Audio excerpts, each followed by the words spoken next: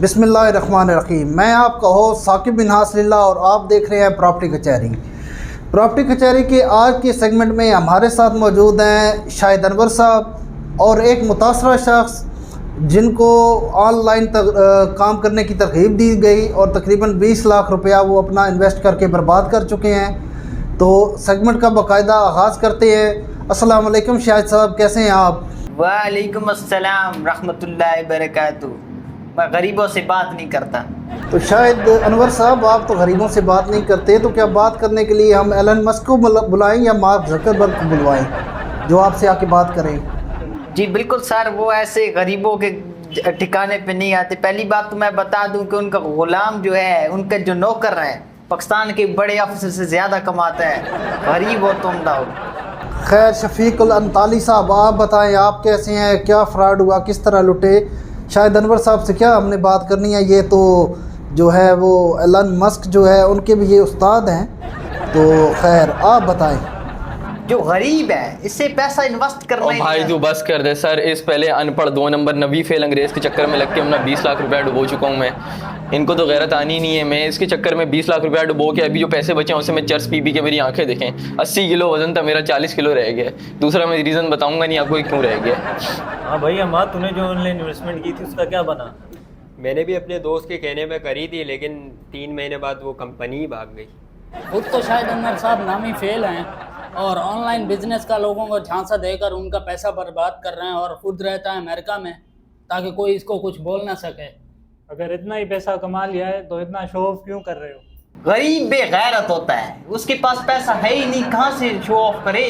मेरे पास पैसा है इसलिए शो ऑफ करता हूँ। वैसे शायद साहब, पैसा कमाने का तरीका है क्या ऑनलाइन कमाने का? गरीब हो, मेरे कोर्स खरीदो। तुम्हें मैंने बताया है पहले, मेरे कोर्स खरीदो, ऑनलाइन ट्रेडिंग करो, पैसे कमाओ। गरीब हमेशा गरीब ही रहता है क्योंकि वो बेगैरत होता है। मेरे हिसाब से एक्चुअल फंडा शायद अनवर साहब है ये, अपना आप जो ऑनलाइन कोर्स बेचते हैं उससे आपकी अर्निंग होती है। आपने लोगों को बेवकूफ़ बनाया हुआ है, बस कोर्स बेचने का एक आपका बहाना है। इसके अलावा और तो मुझे कुछ नज़र नहीं आ रहा है इसमें। और देखिए, शायद अनवर साहब ही नहीं, और भी काफ़ी सारे लोग मार्केट में लगे हुए हैं जो ऑनलाइन आपको तरगीब दे रहे हैं काम करने की। एक्चुअल में उनका मकसद अपना कोर्स बेचना है। काफ़ी सारे और भी बेच रहे हैं। नहीं सर, मेरे को लगता है अमेज़न वाले ने स्पेशल इसको स्पॉन्सर की है। एक्चुअली सर मेरे ख्याल से सही बोल रहे हैं, क्योंकि इसको अमेज़न वाले ने खुद स्पॉन्सर किया हुआ। मैंने जो खुद ऑनलाइन बिजनेस किया था, मुझे तो टके का भी फ़ायदा नहीं हुआ उससे। क्योंकि तुम गरीब हो, तुम बेगैरत हो। मेरा कोर्स खरीदते तो तुम्हें फ़ायदा होता। बेगैरत इंसान। बस तो यही इनका वतीरा है। मैं तो पहले ही बता चुका हूँ, अपने ऑनलाइन कोर्स बेचते हैं। कोर्स बेचने के बाद जो इनके पास वो पैसा बनता है उसको एक्चुअली ये खुद रियल एस्टेट में इन्वेस्ट करते हैं। अब यहाँ पे आप अगर देखें तो बज़ाहिर तो आपको आज़ाद चाय वाला भी रियल एस्टेट के ख़िलाफ़ मिल रहा है, लेकिन उसके नाम पे प्रॉपर्टीज़ कितनी हैं आप जाके चेक करें। अब ये हमारे शायद अनवर भाई साहब हैं, इधर ऑनलाइन काम करो जी, ऑनलाइन काम करो। चलो शायद ख़ुद ऑनलाइन कुछ कर भी रहे हों, लेकिन मेन अर्निंग आई थिंक इनकी या तो इनके कोर्स बेचने से है, या फिर जैसे ये तैयब ने कहा है कि स्पॉन्सर्ड किया हुआ है अमेज़ोन ने या एनीवन किसी ने, तो वहाँ से पैसा अर्न कर रहे हैं। एक्चुअली ये रियल एस्टेट में ही लगा रहे हैं। यस सर, एग्जैक्टली आप भी सही कह रहे हैं। असल में तो इसका धंधा जो है ना वो करता ही ये रियल एस्टेट का काम है। गाड़ियाँ ही उधार पे लेके आते लोगों को दिखाने के लिए, उनके चक्कर पे अपने कोर्स बेचता है और फिर उन पैसों से रियल एस्टेट में इन्वेस्ट करके रियल एस्टेट से पैसा कमाता है। बेगैरत गरीब। ये मैं बिजनेसमैन हूँ, मैं सारे अंडे एक टोकरी में नहीं रखता। मैंने हर बिजनेस में अपना पैसा इन्वेस्ट किया हुआ है। मैं ऑनलाइन अर्निंग करता हूँ, मैं सब जगह इन्वेस्ट करता हूँ। रियल एस्टेट में तो इसलिए करता हूँ कि सबसे ज़्यादा प्रॉफिट रियल एस्टेट देती है हमको। तो हम भी तो अपने नाजरीन को यही समझा रहे हैं, एक्चुअल प्रॉफिट शायद अनवर ख़ुद भी मान रहा है रियल एस्टेट में है। तो प्रॉफिट जो असल है, जो तमाम कारोबारों का एक बादशाह है, वो रियल एस्टेट ही है और एक महफूज तरीन सरमायाकारी है। ज़मीन कभी नुकसान नहीं देती। हम भी तो अपने नाजरीन को यही समझा रहे हैं। जी सर, बिल्कुल आपने सही कहा। ये खुद जो है ना दूसरों को बगैरत करता रहता है। असल में खुद बगैरत ही है असली। ये खुद घर खरीदता है रियल एस्टेट के, अमेरिका में बैठा हुआ है ये खुद, और वहाँ पे घर खरीदता है, उनको किराए पे देता है और उसके बाद जो है ना प्रॉपर्टी से सेल परचेज करके इस तरह अपनी अर्निंग कर रहा है। इतनी बेगैरत। सर ये छोड़ें, ये लोग तो ऐसी बातें करते रहेंगे। सर आप ये बताएं, रावलपिंडी में जो रिंग रोड बन रहा है उससे आवाम को क्या फ़ायदा होगा? हाँ बताइए, बड़ा अच्छा सवाल किया तुमने रिंग रोड के हवाले से। रिंग रोड रावलपिंडी जो है ना, ये बड़ा एक अच्छा कदम है हुकूमत की तरफ से। अब रिंग रोड हम पहले तो ये पता हो कहाँ से शुरू होगी और कहाँ अख्ताम पजीर होगी। तो ये रवात से इसका आगाज़ हो रहा है, चकबेली से होती हुई ये चक्री रोड और चक्री रोड से M2 मोटरवे पे इसका अख्ताम हो जाएगा। अच्छा, इसी तरह अगर हम इसका फ़ेज़ 2 देखें तो वो ये हमारा जो नया एयरपोर्ट है उसकी बैक साइड से होता हुआ सीधा GT रोड तक जाएगा। अगर तो ये अमल हो जाता है तो इसमें आवाम को ठीक ठाक फ़ायदा होने वाला है 2 तरीक़ों से। लेट्स सपोज एक बंदा अगर बैरिया टाउन में रहता है, DHA में रहता है, या जो बैरिया टाउन के बाहर DHA का बाहर वाला इलाका जितना भी है, वहाँ से अगर उसने पेशावर जाना है, चारसदा जाना है, मर्दान जाना है या टेक्सला वाकंड जाना है तो उसके लिए बड़ी परेशानी है। उसको पूरा सदर गुजारना पड़ता है। सदर आपको पता है हर शहर में एक रश वाला एरिया है। सदर के बाद फिर अगर जब पेशावर रोड शुरू होता है तो वहाँ ट्रैफिक का एक हैवी रश होता है, जिसको ये वामिक पिछले दिनों में भुगत के भी आया है। हैवी ट्रैफिक बहुत ज़्यादा है, तो ठीक ठाक बंदे का टाइम वेस्ट होता है। अब अगर रिंग रोड बनता है और वो बंदा वही रिंग रोड लेता है तो वो तो आलमोस्ट 15 से 20 मिनट में M2 मोटरवे पे आएगा और M2 मोटरवे से सीधा सीधा पेशावर पहुंच जाएगा या जहां भी उसने पहुंचना है। अच्छा, अब एक फ़ायदा तो ये एक आम पब्लिक को हो गया। सेकंड, हम बात करें इन्वेस्टमेंट के हिसाब से तो रिंग रोड के साथ जितनी सोसाइटीज़ आ रही हैं उन सब को फ़ायदा होने वाला है। अच्छा, इसमें अगर हम मेन बेनिफिशरी देखें तो वो आपका बैरिया टाउन, जिसको मेन इसका फ़ायदा रिंग रोड का होगा। उसके बाद DHA। अच्छा, DHA के कुछ फेजेस जैसे फ़ेज़ 3 है या फ़ेज़ 4, उनको फ़ायदा होने वाला है। फिर हम अगर चक्री रोड पे आ जाते हैं तो यहाँ आपको पता है मेन 3 प्रोजेक्ट्स हैं, capital smart city, blue world city और फैसल टाउन। इन तीनों को 2 तरह से फ़ायदा होगा। एक तो इनको रिंग रोड टच करेगा चक्री रोड की तरफ से और दूसरा M2 मोटरवे की तरफ से। 2 तरफ से टच करेगा, दोनों तरफ से इन 3 सोसाइटी को फ़ायदा होगा। अब जब यही रिंग रोड घूम के फ़ेज़ 2 में जाता है तो रास्ते में जैसे आप देख लें टॉप 1 सिटी आ जाएगा, मुमताज़ सिटी आ जाएगा, या फिर उस तरफ हम देखें तो रूडन इनक्लेव, ये सारे इस पे आ रहे हैं। तो इन जितनी यहाँ पे ज़मीनें हैं इनकी वैल्यू रातों रात डबल ट्रिपल क्या 10 गुना बढ़ेगी। तो ये 2-3 तरह से लोगों को फ़ायदा होने वाला है रिंग रोड का। लेकिन अब अल्लाह करे गवर्नमेंट के पास बजट पूरा हो और इसको जल्द अज जल्द कंप्लीट करें ताकि लोग फ़ायदा उठा सकें, जैसे लाहौर वाले उठा रहे हैं। लाहौर में रिंग रोड बन चुका है, उसका बड़ा फ़ायदा हो रहा है।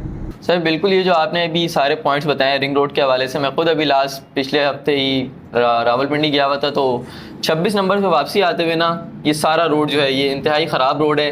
इतनी इंतहा की हैवी ट्रैफिक यहाँ पे चलती है जो हमारा रोड 22 नंबर की तरफ जा रहा है। और ये रास्ते में ये सारी फैसल टाउन, ये सारी सोसाइटीज़ मैंने खुद देखी हैं। और अगर तो ये रिंग रोड बन जाता है तो वाकई बहुत ज़्यादा जो है ना सहूलत हो जाएगी इस्लामाबाद के रहायशियों को। गरीब जो है सुबह सुबह उठता है, अपनी बाइक को किक मारता है, स्टार्ट नहीं होती अपनी फटफटी, बाइक स्टार्ट नहीं हो रही, मैं ऑफिस लेट हो जाऊंगा। अमीर जो है हमेशा जहाज में सफ़र करता है, तो उसको फिक्र ही नहीं, सुबह अपनी गाड़ी निकाली, एक नहीं तो दूसरी स्टार्ट हो जाती है तो एयरपोर्ट चला जाता है, जहाज पे सफ़र कर लेता है। गरीबों के लिए ये रोड बन रहे हैं, गरीब लोग बेचारे अपनी बाइक से जलील होते रहते हैं। अच्छा सर, इसका भी फ़ायदा उसी तरह होगा जैसे अगर हम लोग कराची लियारी एक्सप्रेस वे की एग्जांपल लें तो उससे लोगों को आजकल बड़ा फ़ायदा हो रहा है। तो क्या रिंग रोड भी हमें इसी तरह ही फ़ायदा मुफीद होगा हमारे लिए? खैर अवामी कराची को तो मैं समझता हूँ कि एक सौतेला शहर है, जहाँ पे सिर्फ एक लियारी एक्सप्रेस वे दिया गया, लेकिन उसका फ़ायदा बहुत है। जैसे सराब गोट से अगर किसी ने गुलबाई जाना है तो उसको पूरे शहर से घूमना पड़ता था, जो 1-2 से 2.5 घंटे का सफ़र बनता था। लेकिन अभी आप सराब गोट से लियारी एक्सप्रेस वे पे जाते हैं तो हार्डली 20-25 मिनट में आप गुलबाई इंटरचेंज उतर जाते हैं, ठीक है। और उसका जो है ना एक टूल टैक्स बड़ा मुनासिब है, सिर्फ 30 रुपये वहाँ से आप दें। अब रास्ते में जहाँ भी इंटरचेंज से आप उतर जाएं, गुलशन वाले में उतर जाएं, सदर वाले में उतरें या गुलबाई पे, वो 30 रुपये आपको पे करने पड़ते हैं, तो इससे टाइम की बड़ी बचत होती है। अच्छा शफीकुल अंतोली साहब, आप बताएं कि 20 लाख का फ्रॉड आपके साथ एक्चुअली हुआ कैसे है? सर एक्चुअली इसकी वीडियोस में देखता होता था, टिकटॉक पे ये आ जाता होता था, बगैरतों करता हुआ, तो मैं इससे बड़ा मोटिवेट होता था उन दिनों में। एक्चुअली मैं बगैरत था उन दिनों में, तो इसके चक्कर में आके मैंने 20 लाख रुपए इन्वेस्ट कर दिए, जो आपकी करेंसियाँ नहीं आ रही होती आजकल, जिनको ये लोग ऑनलाइन ट्रेडिंग का नाम दे रहे हैं। उन चक्कर में मैं अपने 20 लाख रुपये इसमें अटकाए हैं, तो सारे डूब गए हैं। अब मैं क्या करूँ सर, अब मुझे बताएं आप। बेगैरत नहीं हो तुम, गरीब हो, बेचारे गरीब हो तुम। तो गरीब जो होता है ऑटोमेटिकली बेगैरत होता है। सर आप इसको बोलें मेरी बात ना काटा करे, इसको मैं इत्थे ही लंब लेना है, मैं दस रहा इसको। बिल्कुल ये बात ठीक है। ये जो ऑनलाइन फ्रॉड है एक तो बहुत ज़्यादा हो गया है, लेकिन बेसिकली ये आजकल एक नशा बन चुका है। जो ऑनलाइन काम पे एक दफ़ा चला गया है, भले उसके साथ फ्रॉड हुआ है दोबारा वो पंगा ज़रूर लेता है। इसकी एक बड़ी मिसाल मेरे नज़र में है। ये बात शुरू होती है 2008-2009 में। एक कंपनी आई थी GMI, गोल्ड माइन इंटरनेशनल। तो एक मेरा दोस्त था, उसने इसको ज्वाइन किया। 5,000 उसमें कोई एंट्री फ़ीस जमा करानी होती थी, जिस पे एक घड़ी मिलती थी, उसके अंदर कहते थे गोल्ड लगा हुआ। खैर वो तो एक फ्रॉड ही था। तो फिर आपने आगे एक ट्री सिस्टम बनाना होता था, हर ट्री सिस्टम पे वो आपको कमीशन आता था। खैर उसमें कोई इनिशियली उसने पैसे अर्न भी किए, 20-25 हज़ार 30 हज़ार शायद इतना अर्न कर लिया होगा उस वक्त। तो ये भी एक अच्छी अमाउंट होती थी। कुछ ही महीनों के बाद वो कंपनी भाग गई। लेकिन वो कंपनी जब भाग गई तो मेरे इस दोस्त को उसका चस्का लग चुका था। अब मार्केट में ये खुद उस तरह की कंपनियां सर्च करने लग गया। तो इसकी नज़र में एक कंपनी आ गई, प्रॉफिट क्लिकर। उसमें इसने ज्वाइन किया। कुछ महीने बाद वो भाग गई। फिर कोई यूनेको नाम की कंपनी थी, उसमें चला गया। फिर पता नहीं कोई एम ग्लोबल और इस तरह। अच्छा, जब उससे निकला तो ये फिर बिटकॉइन की उस वक्त बड़ी बल्ले बल्ले हो गई। बिटकॉइन में उसने पैसा इन्वेस्ट किया। और इसी तरह कुछ और कॉइन्स थे, पाक कॉइन, वन कॉइन और इस तरह कुछ काफ़ी सारे कॉइन्स थे। अच्छा, अपना पैसा तो ये इन्वेस्ट करते ही हैं, वो खुद ये बर्बाद नहीं होते, क्योंकि अपना ये इनिशली डाल के जो आगे चेन बनाते हैं उससे अपना रिकवर कर लेते हैं और कुछ प्रॉफिट गेन भी कर लेते हैं। एक्चुअल में डूबते हैं बाद में आने वाले लोग। तो इसमें एक और कंपनी थी बाइक वाली, उसमें भी काफ़ी काम किया। एट द एंड काफ़ी लोगों का पैसा इसने ये कॉइन्स के अंदर डुबवा दिया, 10-10, 15-15 लाख की लोगों की इन्वेस्टमेंट। उसके बाद रूपोश होता रहा काफ़ी अर्सा, लोगों को मिलता नहीं था लेफ़्ट राइट, मार्केट में अपना नाम अलग ख़राब कर लिया। अभी तकरीबन 2 साल पहले मेरी मुलाकात हुई उससे। तो मैंने उसको कहा कि आओ प्रॉपर्टी में रियल एस्टेट का काम करो, साफ़ सुथरा एक काम है, किन चक्रों में तुम लगे हुए हो। तो उस पर जो मुझे एक फ़ील हुआ है कि रियल एस्टेट में वो शायद इस वजह से नहीं आना चाह रहा कि मार्केट में उसका नाम एक ख़राब हो चुका है। अब वो अच्छा काम करना भी चाहे तो नहीं कर सकता। तो ये ऑनलाइन जो है ना, इसी तरह के ये फ्रॉड हैं। और यहाँ पे हमें बचना चाहिए। जहाँ भी हम इन्वेस्टमेंट करें, सॉलिड इन्वेस्टमेंट करें, और वो इन्वेस्टमेंट जो आपकी नज़र के सामने हो। अब बिटकॉइन है, उसका किसी को कुछ नहीं पता। अभी एक, अगर आप शायद 2 साल पहले की एक ख़बर है, आप लोगों ने भी सुनी होगी। एक बंदा अपने वॉलेट का पासवर्ड भूल गया था। जब पासवर्ड भूला है तो उसको कोई लाखों डॉलर्स का नुकसान हुआ है। पता नहीं उसके कहाँ गया। फिज़िकली उसकी कोई लोकेशन नहीं है, कोई ऑफिस नहीं है, कोई हेड ऑफिस नहीं है जहाँ से रिकवरी हो जाए। बैंक हैं, बैंक अकाउंट्स हैं लोगों के, ऐप्स के पासवर्ड वो भूलते हैं, लेकिन उसको रिकवर किया जा सकता है। उसकी हेल्पलाइन है जिस पे बंदा रब्ता कर लेता है। बिटकॉइन में ऐसा कुछ नहीं है, बैक एंड किसी को नहीं पता। अगर लाखों रुपए, अरबों रुपए, करोड़ों रुपए आपके पता हैं, अगर रातों रात वो वेबसाइट बंद हो जाती है तो आपका सब पैसा गया। आप किसी को क्लेम नहीं कर सकते, उसको ढूंढ नहीं सकते। हालांकि आप इनकी बातें सुने तो लॉजिक इनके पास बहुत हैं, ऐसी ऐसी दलीलें देंगे कि बंदा सुन के दंग रह जाता है। खैर, काम वो करें जिससे दिल मुतमईन हो और जो आपके सामने हो। तो जैसे प्रॉपर्टी में अगर कोई इन्वेस्ट करता है तो वो तो अपने सामने इन्वेस्ट कर रहा है, उसकी जो भी प्रॉपर्टी है उसके हाथ में है, उसको वो जब चाहे सेल कर सकता है। तो मैं तो यही मशवरा दूंगा कि ये ऑनलाइन काम से बचें। सर, ये जो शाहिद अनवर गरीबों बगैरतों करके करता रहता है, ये दरअसल मेरे ख्याल से इंसानियत की तजलील है। नहीं, मुझे इंसानियत से बहुत प्यार है। ये मैं सिर्फ मोटिवेशन के लिए तुम लोगों को ऐसी बातें करता हूँ, वरना मुझे इंसानियत से बहुत शदीद मोहब्बत है। शाहिद साहब, मेरा एक सवाल है आपसे। आप इतना अमीर हैं, इतना पैसा बना लिया है, तो अब तक शादी क्यों नहीं किया? कोई रिश्ता नहीं देता इसलिए। सर, पैसा कमा लिए, इतना बड़ा आदमी बन गया है, जब से इसने पैसा कमाना शुरू किया ये नाना ही भूल गया है। सर, पहले तो कोई इसको जो नेक शरीफ बंदा था वो इसको अपनी बेटी नहीं दे रहा था। फिर इसके लिए इसने अपना पैसा दिखा के वेस्ट इंडीज़ से कोई मेरे ख्याल से मोहतरमा इंपोर्ट कराई थी अपने लिए। मैंने इसका वीडियो देखा था। उसके बाद जो आए मौलवी साहब वो निकाह करवाने, ये उनके ऊपर शुरू हुआ था कि मैं गरीबों से निकाह नहीं पढ़वाता। इसकी वजह से सर इस बेचारे को भी शायद शक्ल देखें सर इसकी आप। तुम सब गरीब हो, तुम्हारे मौलवी भी गरीब हैं, इसलिए मैंने निकाह नहीं पढ़वाया। मुझे अमीर लड़की मिली ही नहीं अभी तक, इसलिए मैंने सोचा अब जसिंटा ऑर्डेंट से निकाह पढ़वा लूँगा। सर, असल में अमेरिका के जो मौलवी है उसने $100 निकाह के मांगे थे इससे, इतना गरीब है, उसको साइड पे लेके जाके बोलते हैं $10 ले लो, निकाह पढ़वा। इस वजह से इसकी शादी नहीं हो रही। दरअसल अमेरिका के मौलवी तुम्हारी तरफ बेगैरत हैं, वो भी डॉलर में फीस नहीं मांगी, मैंने दे दी जितनी डॉलर में उसने फीस मांगी, मैंने डिमांड की मैंने दे दी उसको फीस वो। लेकिन वो मुझसे प्लॉट मांग रहा था अमेरिका में प्लॉट मांग रहा है। आपको पता है अमेरिका में प्राइस क्या चल रहा है अभी 120 गज की प्लॉट का, जाके सर्च करना। इसलिए मैंने शादी नहीं की, मुझे लॉस उठाना बिल्कुल पसंद नहीं। शक्ल देखी है तुमने अपनी? जसंडा तुमने तो अपना नौकर भी ना रखे। वो तो गैर मज़हब है, तो निकाह कैसे होगा? गरीब जो होता है बहुत बेगैरत इंसान होता है तुम्हारी तरह। तुम्हें ये नहीं पता कि क्रिश्चियन से निकाह हो सकता है, तुम इतने जाहिल हो तुम तो। ख्वाब में ही होगा आपका निकाह फिर। जसेंडा का इतना भी बुरा टेस्ट नहीं है। तुमने उसे चाट के देखा है, तुम्हें कैसे पता उसका टेस्ट कैसा है? तुम पहले ये बताओ मुझे। जसेंडा को पता है कि तुम बेगैरत हो, तुम गरीब हो, वो तुम जैसे को मुंह नहीं लगाती। अच्छा सर, सारी बातें तो होती रहेंगी, मेरा जो नुकसान होना था वो तो इस बगैरत ने करवा दिया शाहिद अनवर ने। आजकल वो इस्लामिया यूनिवर्सिटी भावलपुर का बड़ा वो किस्सा सुन रहे हो, उसके ऊपर आप क्या सर, उसके ऊपर थोड़ी सी नज़र डालें, उसके ऊपर आप क्या पॉइंट्स देंगे? असल में ये एक बड़ा दिलखराश और सोज़ अंगेज़ वाक़या है इस्लामिया यूनिवर्सिटी का। अगर हम तारीख़ को देखें, तारीख़ में भी कुछ साल पीछे जाएँ, तकरीबन 15 साल या 20 साल पीछे, तो कोई बंदा मैक्सिमम जो मेजॉरिटी है, अगर मैं कैलकुलेट करूं तो 75% टू 80% लोग बच्चियों को पढ़ाने के हक़ में नहीं होते थे।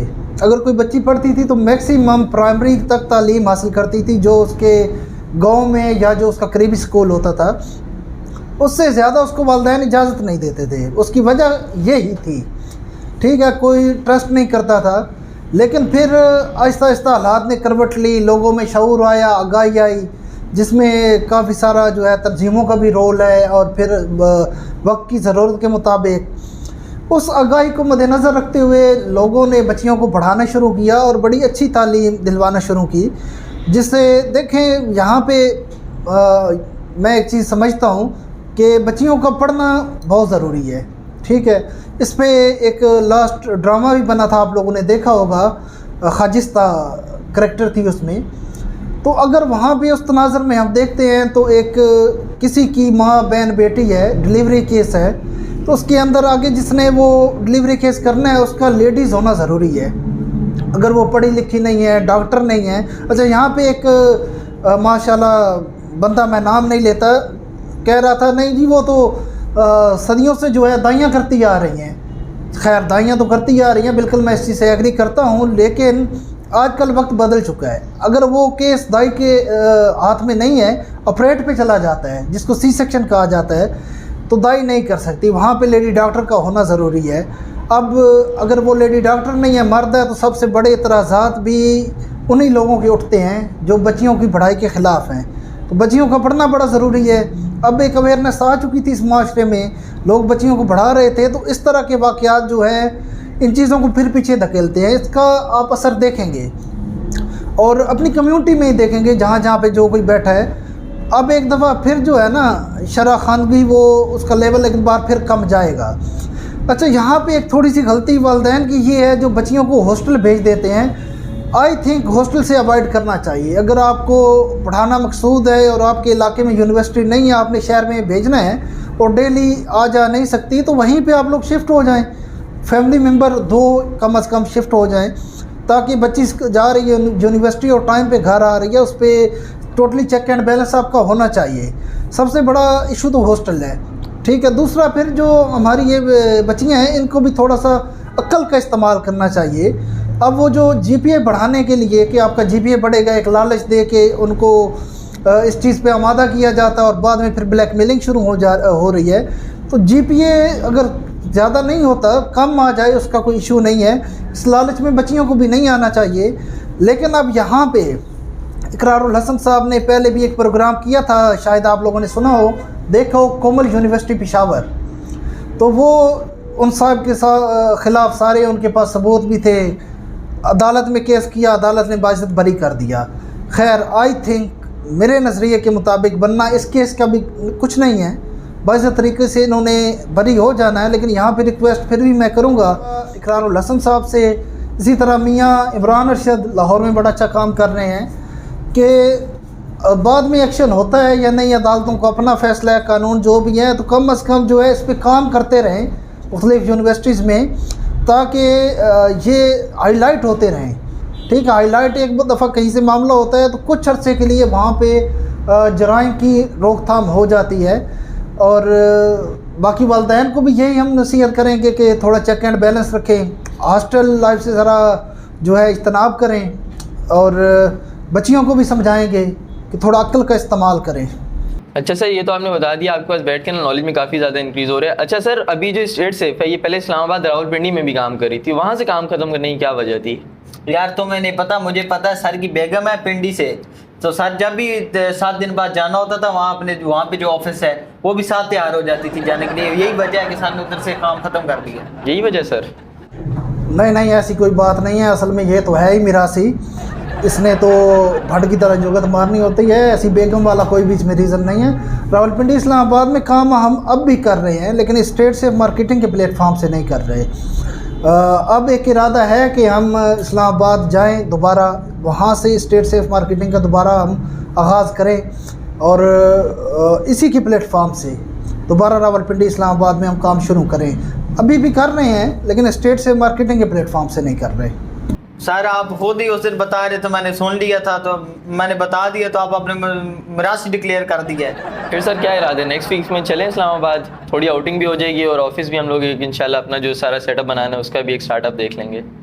नहीं यार, नेक्स्ट वीक तो पॉसिबल नहीं है। हमारी कंपनी डायरेक्टर मिस मैमूना की बर्थडे है, तो उसके लिए जो है ना ज़रा अरेंजमेंट वगैरह करने, और यहाँ पे व्यूवर से भी और हमारे क्लाइंट से भी मैं रिक्वेस्ट करूँगा कि स्पेशल आपने विश करना है हमारी कंपनी डायरेक्टर मिस मैमूना को 6 अगस्त 2023 इनकी बर्थडे है, मत भूलिएगा विश करना। तो उसके बाद फिर जाएंगे और काम स्टार्ट करेंगे रावलपिंडी इस्लामाबाद में। अच्छा सर, 6 अगस्त को मिस मैमूना का बर्थडे है, तो मुझे पता ही नहीं था। पाकिस्तान के लिए काला दिन, जिस दिन करारदाद पाकिस्तान नामंजूर हो गई। बड़ा ही बदनाम दिन है। हिरोशिमा नागासाकी पर 6 अगस्त को ही बम गिरा था। 6 अगस्त को असलम की बकरी भी मर गई थी। बकरी नहीं, बकरा था। सर तो पता है हिटलर का ब्याह भी 6 अगस्त में ऐसी। तो सर आपने उसे खुद भी गोली मार खुदकशी कर ली। मुझे लगता है 6 अगस्त को शायद अनवर की भी बर्थडे होती है। गरीबो, तुम लोगों को पता ही नहीं है, 6 अगस्त को हमेशा अमीर लोग पैदा होते हैं। हिस्ट्री पढ़ो जाके, गरीब लोग जाहिल और गवार और ऊपर से बदतमीज भी होते हैं।